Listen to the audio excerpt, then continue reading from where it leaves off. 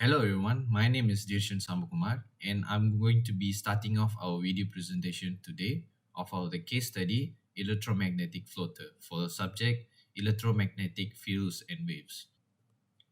So before I start, I would like to introduce my group members whom are Harvin, myself, Pavitran, Noor Batrisha, Noor Ramadhani Afika. So for the introduction, based on the equivalent magnetic charge models of cylindrical magnets, magnetic charge image method is used to calculate the magnetic levitation. Magnetic levitation is the process of suspending an object in the air using magnetic force. The magnetic levitation force exerts on the magnets immersed in ferrofluid is the theoretical basic of various application of ferrofluid. The analysis shows the variation loss of magnetic levitation force and influenced by various parameters can be evaluated by calculation. Next is the objective. Our objective is to determine the range of object that can be floated using different electromagnetic floaters. Besides that, there are also to identify any limitation or challenges in floating heavier or different shaped objects. To compare the energy use of different electromagnetic floaters, determine which design is the most effective. Furthermore, to identify any potential safety concerns or hazards associated with the use of electromagnetic floaters. For the next part, my other friend will continue. Hello everyone, my name is Harvin. My meter number is B0221100082. I'm here to explain about the theory of this electromagnetic floater. So from the viewpoint of magnetic charges, the magnetic charges of cylindrical magnet distribute on their outside surfaces, and the area density of the magnetic charge is 0m is equal to J times by N, where J is the magnetic polarization and N is the normal unit vector of the surface. According to the relationship, J equal to micro Om, where micro O is the permeability of vacuum and M is the magnetization intensity of the magnet. The area density of the magnetic charges on the outside surfaces of magnet can be written as 0m equal to micro Om times by N. So this is the picture that that we need to calculate of the magnetic levitation forces exerted on the magnet immersed in ferrofluid using magnetic charge image method. A permanent cylindrical magnet with radius R1 is immersed vertically in ferrofluid whose permeability is micro. The axis of the magnet is perpendicular to the interface and the distance between the end face of the magnet being close to which and the interface is h. The area taken up by the image magnetic charges is also a circular plane with radius r1. So the area density of the image magnetic charges is this formula: 0m equal to micro r minus 1 over micro r plus 1 times by om, where micro r is the relative permeability of the ferrofluid.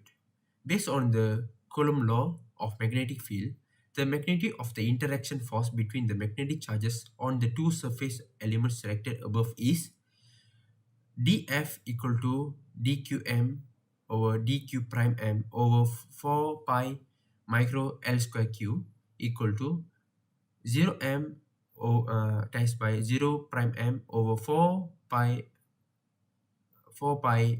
micro times with rr prime and dq prime, where LQ is the distance between the two surface elements and is equal to LQ equal to square root 2h square plus r square minus 2r r prime cos theta. The interaction force between the whole magnetic charges is not equal to 0 only in the vertical direction owing to the axisymmetric distribution of the magnetic charges. So we will consider the force in the vertical direction only, such that the summation of this element interaction forces is given by F equal to, we need to just integrate the r prime dr di prime d theta over 2h square plus r square theta minus 2r r prime cos theta powered by 3 over 2. It will assume of convenience that total r over r1 and total prime r prime over r1, total n prime 2h over r1. So the differential radius is equal to r1 d total. So we just use this formula, the f equal to, we need to integrate all the value above. So which can be integrated once analytically and the ultimate expression of the forces. So this is the formula we use to integrate the ultimate expression force. So the interaction force between the magnetic charges on the two areas is repulsive as a result of the same sign of OM and O prime M in equation 2. And equation 5 is the magnetic levitation force exerted on the magnet immersed in ferrofluid. So this is the theory of the electromagnetic floater. So that's all from me. Thank you. Okay, Assalamualaikum everyone. My name is Nur Ramadhani Afika binti Nizam. I want to explain about the component. Our project use the component like microcontroller, pin socket, dual bridge, power NPN, IR LED, electromagnetic, IR photodiode, 5 volts regulator, leveling capacitor, switch button, resistor and breadboard. Next, the material and tool we use in this project is solder iron, soldering tools, hot glue, steel wire, vinyl tubing, 3R hand cutter, and project cases. Alright, this is a schematic circuit we use in this project. That's all from me. Thank you. Hi, my name is Nurbatisha with the FND and I'm presenting for design in my part. Firstly, a hole was made at the rear of every box to accommodate the support wire. Openings were created for the power switch, power input, button and LED indicator by holes, cutting holes. The bottom part of the ring box was removed and then the ring box was elevated above the base box using the strong steel wire. The electrical wire was coiled around the steel wire and then the entire assembly was covered with vinyl tubing for protection. Then the lower on the support was bent and hot glue was applied to the skewer inside the bottom case. After that, soldered the electromagnets to the wires. Use continuity tester to find and label the corresponding wires. The electromagnets were placed inside the box while the permanent magnets were positioned inside the coil. A piece of plexiglass were carefully trimmed to match the dimensions of the bottom of the ring box. The IR emitters and sensor were affixed to the plexiglass using hot glue and the wires were labeled for identification. After that, the electronics were first assembled on a solderless breadboard for testing and prototyping purposes before proceeding to solder them together. Attached along with the hex file to load on the microcontroller, mounted NPN power transistor to contact the aluminum base of project box. The program code was modified to uncomment the necessary sections and it was then loaded onto the chip to the coil orientation.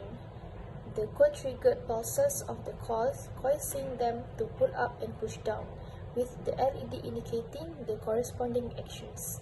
These are the programming codes that we used to assemble this project. My name is Pavitran Laki Rajendran. My metric number B022110054. Then the result is, when an electric current flows through the electromagnet coil, it's created a magnetic field around it.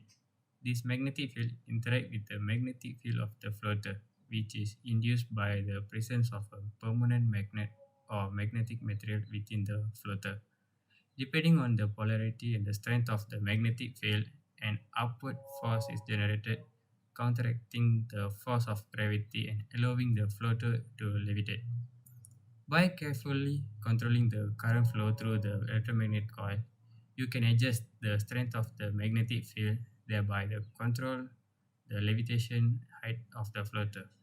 Increasing the current increases the magnetic field strength and lift the floater higher, while reducing the current causes the floater to lower its position. So this is the video representation of our project experiment. So in this video, electromagnetic levitation is the technology that utilizes magnetic field to suspend and control objects in midair without any physical contact. It involves the use of electromagnets or superconducting magnets to generate magnetic force that counteracts the force of gravity on an object. By carefully manipulating this magnetic force, it becomes possible to levitate and stabilize object in a state of apparent weightlessness. And then that's all from my group. Thank you.